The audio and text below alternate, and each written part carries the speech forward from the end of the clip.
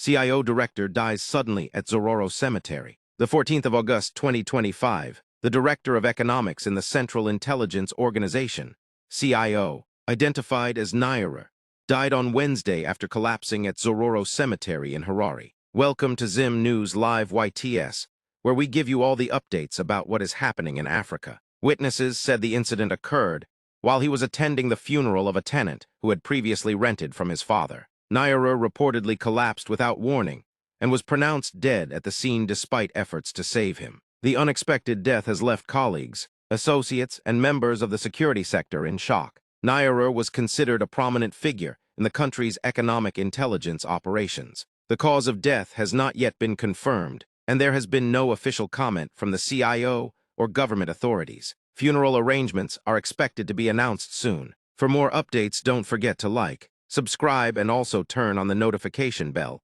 so that you don't miss any of our news updates.